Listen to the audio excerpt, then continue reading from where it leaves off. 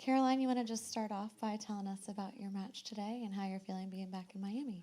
Yeah, it's a lot different conditions than playing in Indian Wells. It's a lot faster.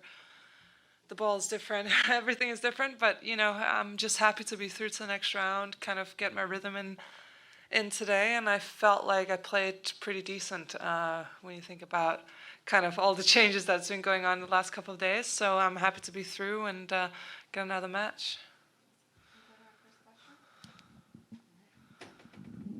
Hey, Caroline, congratulations. Michelle Kaufman from the Miami Herald. I want to talk about you and Venus being out there as wild cards, still in the game, former number ones coming back and still at it. I just want to, if you could comment on her at her age coming back and, doing what she's doing. Well, not a comeback really, but never really left. And then for you, how is it different having two kids and doing what you do? I'm a mom too, and I didn't play professional tennis. So how are you doing that? And have you changed, do you feel? So I'm going to start with the first question. I think, it's amazing to see Venus still out there. I mean, she's 43 years old. She's a legend of the game. She's won so much.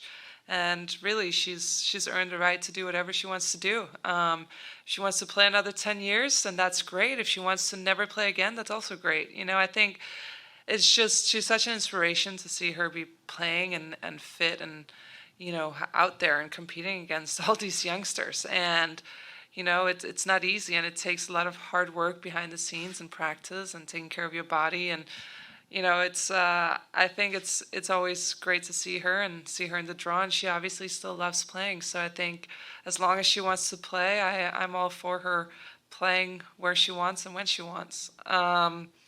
For me, having two kids, and I took a long break, and I'm back playing, and it's nice. It's a different perspective for me. I, you know, didn't think I was going to be here again. So for me to be out and competing against the best players in the world is a lot of fun. And I definitely think I don't have as much, I don't put as much pressure on myself. I think having that perspective of I have my family and they are there and they don't really care. I win or lose, they're still there and want mom, and it's great. And for them still to be able to see me put the work in, I think it's a great way for them also to learn, and for them to travel with me and my family. It's great. I think we're getting closer, even in a different way. They have to adapt, but I think it's fun for them. Olivia is always excited about getting on a plane and going to meet new people and see new places. And she still talks about Paris for, I don't know why Paris, but I mean, I guess a lot of people love Paris. But that's one that kind of sticks out to her. And she talks about some of the places we've been. And I think it's great. She's so young. And James obviously is even younger. But I see her really take everything in. And that's pretty cool.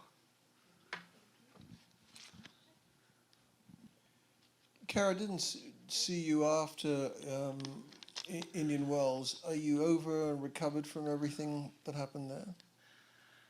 Um, I don't know.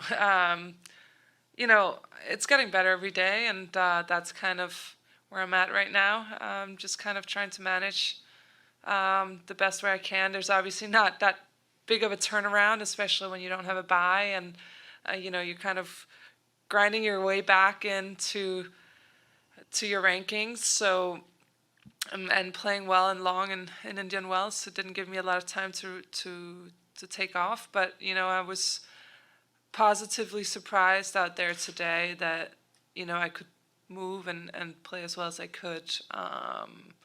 So yeah, I'm happy with the way things are right now. And if I can ask you another comeback in Simona and your thoughts there.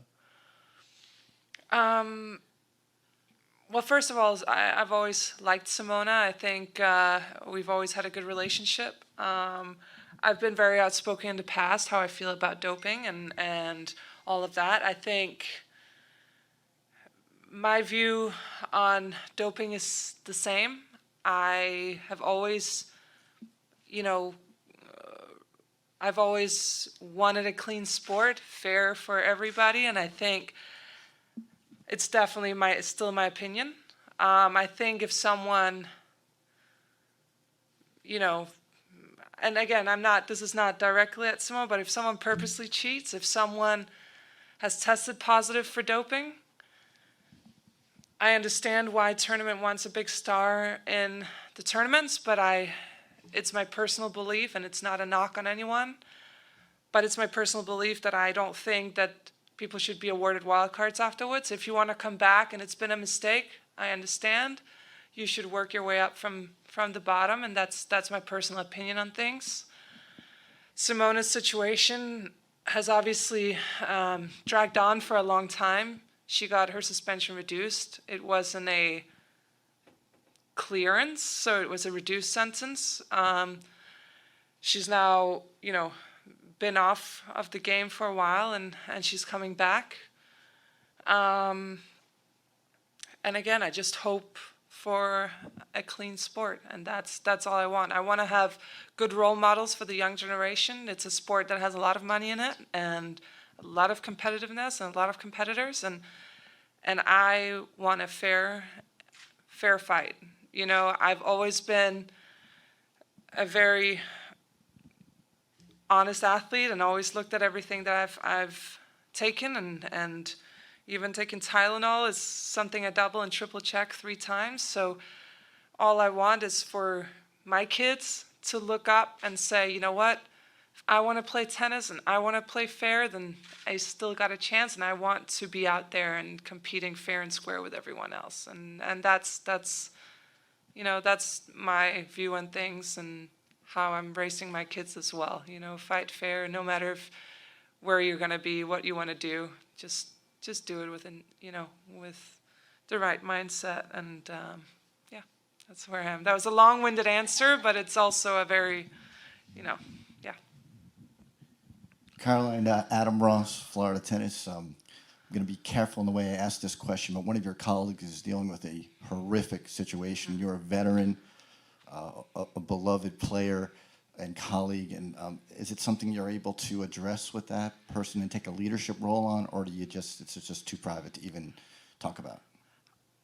I can't even imagine what she's going through right now. And I'm saying that I'm almost tearing up. It's such a terrible situation, and it's so hard. I reached out to her, and I told her that I was here if she needed anything. And I love Arena. I think she's such a great person. She's always so happy and out there, and to see her go through that, it's heartbreaking.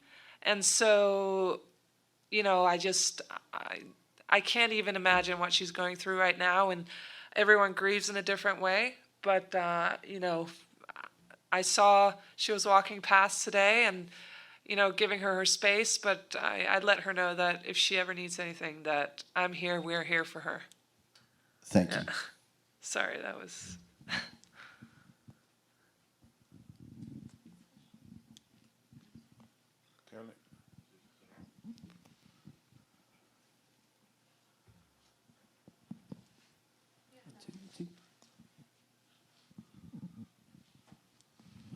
So you mentioned one of your kids always remember Paris. So speaking of Paris, you see yourself in the Olympics? Do you think that's a goal for this year? Absolutely. That was one of the main reasons also why I wanted to come back. I want to compete in the Olympics. I want to play for my country. I want to compete for medals.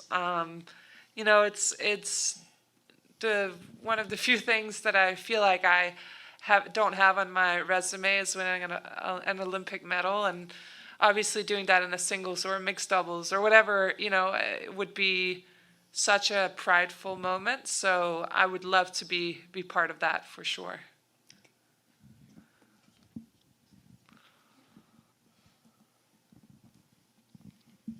Hey, Caroline. I think almost exactly 12 months ago, you were here doing commentary for Tennis Channel. I saw you in the media elevator. You came out and gave all the press a hug. And I'm curious, at that moment, did you think this was coming then? Just in terms of timing. Let me think. I think I was contemplating it. But it wasn't something where I was sure of anything at that point. I think this was right around this time when I was contemplating, maybe I can do it, maybe not. But you have to put yourself on the anti-doping list 6 months before. So it must have been right around now, right? March, April, May. So right around now, I had to put my name out there in case I thought about it. So yeah, I think we were right about that time. Try and get the timeline right. Yeah, it's right. On a way lighter note, with the children, does James and Olivia go as Jimmy or Jim or Jamie or Livy, or is it purely James and Olivia? So James right now I call either James or Jamesy. He goes mostly by Jamesy. Olivia, everyone calls her different things. I call her Olivia. David sometimes calls her O. Grandparents sometimes call her Livy. There's a lot of, it goes multiple directions. But James, mostly Jamesy. People call him Jamesy. Thank you very much. Thank you. Thanks. Appreciate it.